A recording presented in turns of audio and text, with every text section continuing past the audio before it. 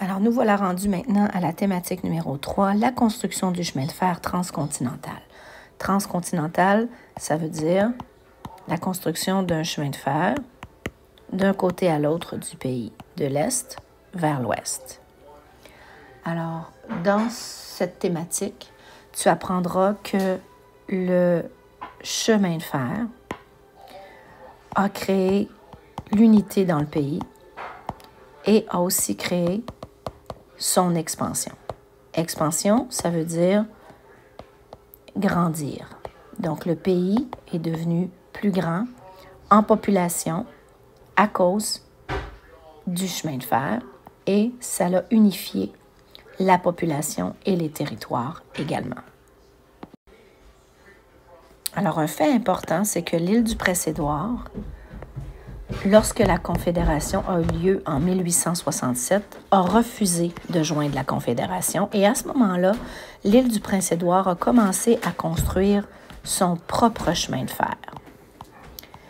Et parce que les coûts étaient tellement élevés qu'en 1871, elle a dû se joindre à la Confédération pour que le reste du pays absorbe les coûts de ceci. Alors, c'est à ce moment-là que l'île du Prince-Édouard a joint la Confédération canadienne. Aussi, en 1871, la Colombie-Britannique a aussi négocié son entrée dans la Confédération canadienne et la condition, c'était la construction d'un chemin de fer transcontinental qui reliait la Colombie-Britannique à l'Ontario. Donc, toutes ces conditions-là ont fait en sorte qui ont été acceptées, évidemment, parce que la construction a débuté. Et une chose importante à retenir aussi, c'est que la construction du chemin de fer a été retardée par un scandale politique. Le politicien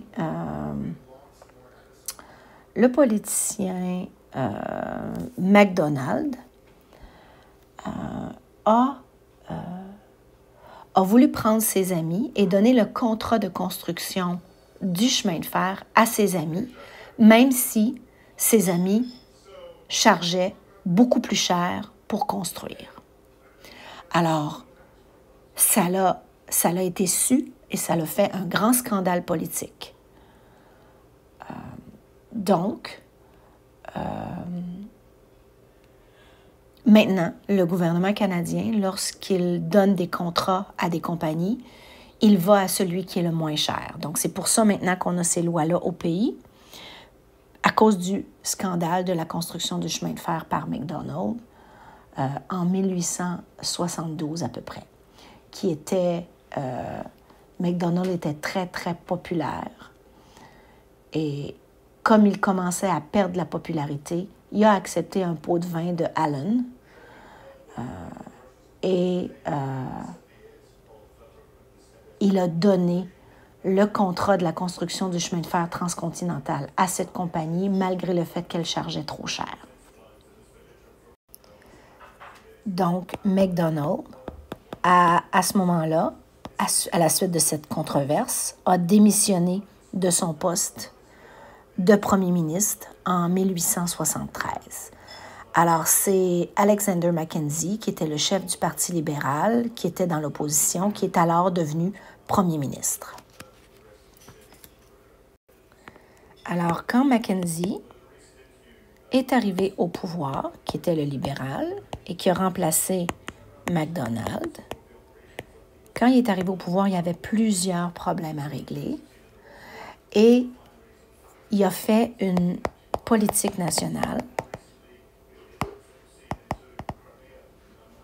Et sa politique nationale, c'était 3 objectifs. Premier objectif, le chemin de fer devait se terminer. Deuxième objectif, c'était favoriser l'immigration.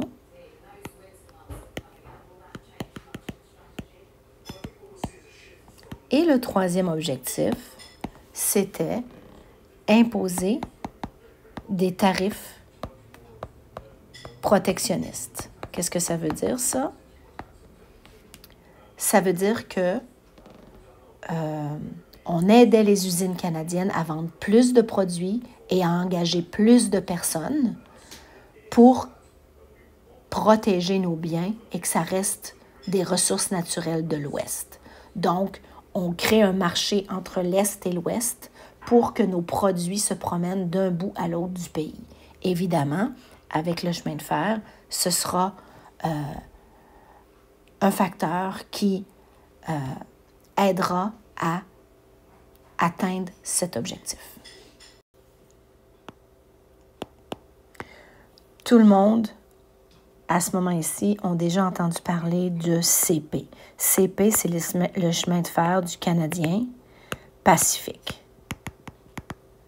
Alors, c'est à ce moment-là que cette compagnie a reçu le contrat de construction du chemin de fer en 1881.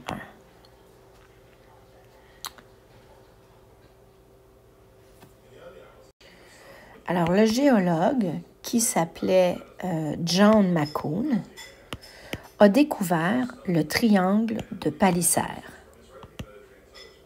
qui était situé dans la région entre Winnipeg et Edmonton. Et cette région-là était très fertile. Qu'est-ce que ça veut dire? Ça veut dire que on pouvait planter et faire pousser beaucoup. On pouvait faire beaucoup d'agriculture sur ce triangle-là. Alors, quand on a découvert ceci, on a décidé de construire le chemin de fer un petit peu plus au sud. Alors, je vais vous montrer une carte tout de suite après pour que vous voyez bien où est-ce qu'on a établi la ligne de chemin de fer en tenant compte de toute l'agriculture dans le triangle de Palliser. Alors, comme on peut voir sur cette carte, en 1885, alors le triangle de Palliser, c'est la région qui est en brun ici. Vous voyez que c'est la forme d'un triangle un peu. Alors, ça répond à la question des provinces qui sont incluses dans ce triangle-là. Edmonton, Calgary, Regina et Winnipeg. Alors, c'était un triangle où il y avait des terres très, très fertiles. Alors, au départ, on avait prévu que le chemin de fer allait passer dans ce triangle, mais ça affectait la région qui était très fertile. Alors, on a décidé de mettre le trajet définitif qui était un peu plus au sud. Donc, le trajet définitif, c'est celui que je fais en vert. Alors, on a décidé de protéger l'ensemble du territoire en faisant passer le trajet du chemin de fer qui part de Port Moody ou de Victoria et qui se rend jusqu'à Montréal. Alors, voilà. Alors, dans cette image, nous voyons le début de la construction du chemin de fer. Alors, on voit des ouvriers en train de travailler. Alors, lorsque la construction du chemin de fer a commencé en 1881, on a Poundmaker qui était un dirigeant, un chef des Cris des Plaines, donc des Premières Nations, qui a fait une citation et qui dit à ce moment-là, l'été prochain ou au plus tard à l'automne prochain, le chemin de fer sera tout prêt. Les Blancs envahiront notre pays et ils nous dicteront ce qu'ils voudront. C'est inutile de rêver que nous pouvons leur faire peur. Ce temps-là est passé. Notre seule ressource est notre travail, notre industrie et nos fermes. Alors évidemment que les Premières Nations se sentaient envahies par le chemin de fer et ils pensaient qu'ils allaient tout perdre. Et en un sens, ils avaient probablement raison. Alors, il manquait beaucoup de main-d'œuvre pour la construction du chemin de fer au moment où ça a débuté. Alors, le gouvernement canadien s'est retourné vers la Chine pour aller chercher des ouvriers chinois. À ce moment-là, les ouvriers chinois sont arrivés au moins 17 000